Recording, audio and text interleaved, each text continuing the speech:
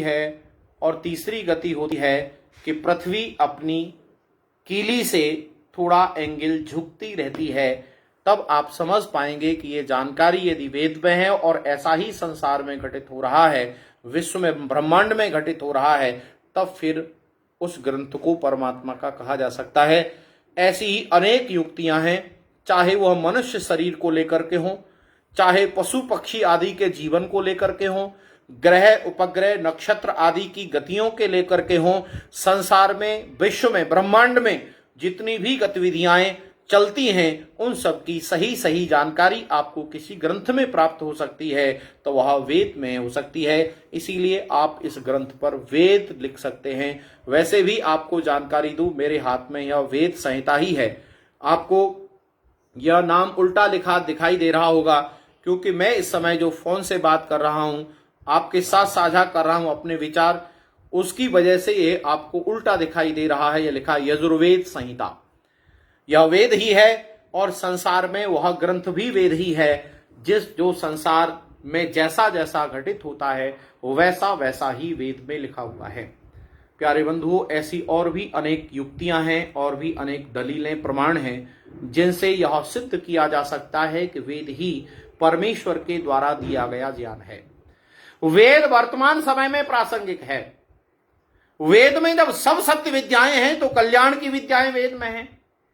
आज व्यक्ति इतना चिंतित है, तनाव युक्त है, उसे अपना कोई रास्ता दिखाई नहीं देता, तो वह रास्ता वेद से प्राप्त कर सकता है।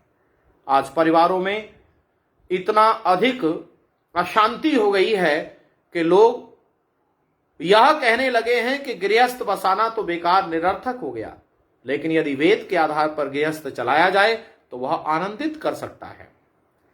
आज हम समाज या राष्ट्र की दृष्टि से या विश्व स्तर पर देखें तो चारों तरफ अशांति ही अशांति है।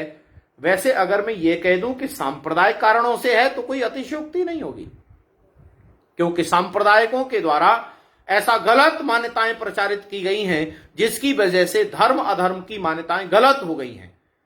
लोगों को मारना धर्म समझते हैं, लेकिन वेद कल्याण के रास्ते की ओर ले जाता है। वेद ये नहीं कहता कि आप हिंदू बनो, मुसलमान बनो, जैन बौद्ध ईसाई पारसी यहूदी बनो। वेद कहता है मनुर्भव, मनुष्य बनो। मनुष्य बनने की बात करता है और मनुष्य वही है जिसके अंदर मानवता है।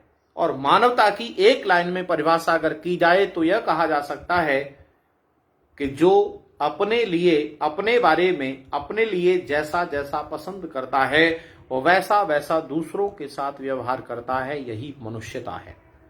महर्षि दयानंद सरस्वती महाराज मनुष्य की परिभाषा लिखते हैं कि जो मननशील होकर स्वात्मवत दूसरों के हित अहित हानि लाभ को समझे।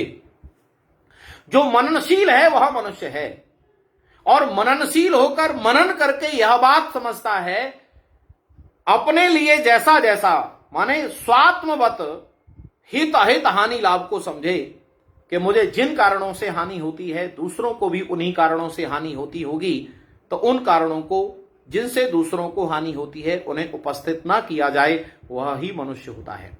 जो धर्म के रास्ते पर चलता है, सच्चाई के रास्ते पर चलता है, दूसरों के हित के बारे में सोचता है, वह मनुष्य कहलाता है। प्यारे बंधुओं, इसीलिए वेद प्रासंगिक है। वेद में इतिहास नहीं है, वेद में महापुरुषों की जानकारियां नहीं है, वेद में ज्ञान है। वेद में यंत्र तंत्र टोने टोटके झाड़ फूंक आदि की कहानियां या बातें भी नहीं है। यह तो पुराणों के माध्यम से प्रचारित किया गया है। इसीलिए वेद की और अधिक सही जानकारी के लिए आप सभी लोगों को वेद अपने घर में रखकर अध्ययन करना होगा। प्यारे बंधुओं, इस समय पर धार्मिक पर्व श्रावणी के साथ साथ इस समय पर हमारा एक सामाजिक पर्व, या जिसे कह सकते हैं कि जिन्होंने संसार को वैदिक रास्ते पर ले जाने का भरपूर प्रयास किया, ऐसे योगेश्वर श्री कृष्ण महाराज का जन्म का समय भी चल रहा है। अष्टमी के समय उनका जन्म हुआ और विकट परिस्थितियों से अपने जीवन को चलाते हुए वेदाध्ययन गुरुवर संदीपनी के आश्रम में करने के बाद सारे संसार को वैदिक बनाने के लिए उन्होंने भरपूर परिश्रम किया। लेकिन दुर्भाग्य है आज संसार का कि ऐसे योगेश्वर श्री कृष्ण महाराज के बारे में भी लोगों ने गलत गलत मान्यताएं प्रचारित कर दी गई हैं। यहां तो संक्षेप में बस इतना ही आपके बीच कहूंगा कि योगेश्वर कृष्ण महाराज का जीवन ऐसा है जिन्होंने जन्म से मृत्यु पर्यंत कोई गलत काम नहीं किया।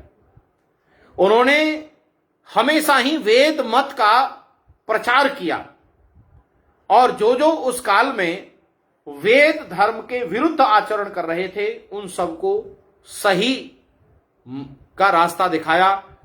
जो समझाने से नहीं माने उनको रण क्षेत्र में उनको मृत्यु के घाट उतरवा दिया या उतार दिया। प्यारे बंधुओं, इसीलिए योगेश्वर कृष्ण महाराज एक आप्त पुरुष हैं, ऐसा महर्षि दयानंद जी महाराज ने कहा।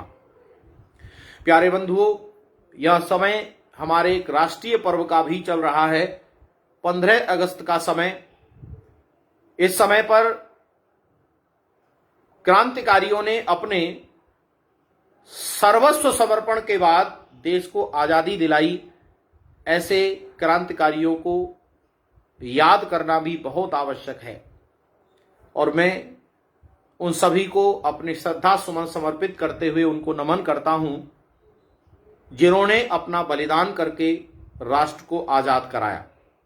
प्यारे बंधुओं, यह आजादी आसानी से नहीं प्राप्त हुई है। यह आजादी क्रांतिकारियों के बलिदानियों के खून पर तैरकर आई है।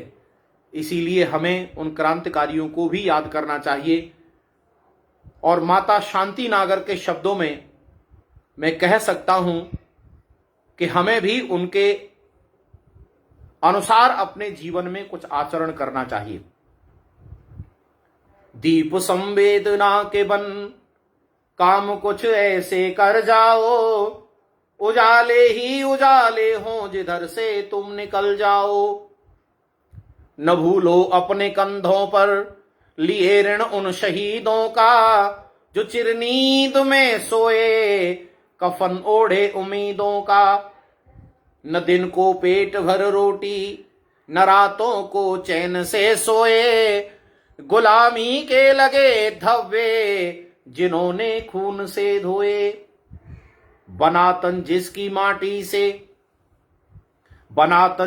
माटी से उसी को तन समर्पित था, गंध जिसकी थी सांसों में उसी को मन समर्पित था। थी कितनी राखियां जिसकी विवश सिंदूर रोए थे, पढ़ो तुम दर्द की भाषा राष्ट्रहित कितने खोए थे। चलो उन मूक होठों के सिसकते गान बन जाओ, उजाले ही उजाले हों जिधर से तुम निकल जाओ। आजादी दिलाने वाले क्रांतिकारियों, बलिदानियों और इस समय भी वर्तमान में जो देश की रक्षा कर रहे हैं उन बलिदानी वीरों के लिए मैं श्रद्धा सुमन समर्पित करता हूं और आप सभी से भी निवेदन करता हूं कि हम आर्य समाज की इस राष्ट्रीय विचारधारा को भी समझें। आर्य समाज के अनेक अनुयायियों ने क्रांतिकारियों का साथ देकर के, बल्कि यह कहना ज्यादा उचित होगा कि जितने भी क्रांतिकारी थे उनमें अधिकतर आर्य समाजी थे, तब जाकर के देश आजाद हुआ। प्यारे बंधुओं, वेद के प्रचार के द्वारा ही हम अपने व्यक्तिगत, पारिवारिक, सामाजिक, राष्ट्रीय, वैश्विक जीवन को बेहतर बना सकते हैं। इसी मान्यता को हम समझें, अच्छे से वेद का अध्ययन करें और अपने समाज और राष्ट्र को उन्नत बनाने का प्रयास करें। इन्हीं शब्दों के साथ मैं आर्य परिवार के सभी अधिकारियों का हृदय से धन्यवाद करता हूं।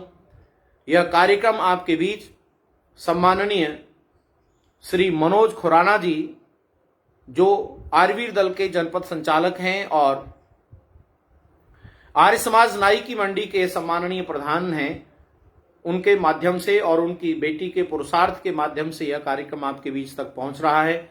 मैं उनको हृदय से धन्यवाद करता हूं। सम्माननीय आर्य परिवार के प्रधान डॉक्टर साहब और सम्माननीय सुधाकर जी और उनके सभी अधिकारियों का हृदय से धन्यवाद करता हूं। आप सभी ने मुझे यह सुनने के लिए अवसर प्रदान किया, इसके लिए आप सभी का बहुत बहुत धन्यवाद। इति ओम शम।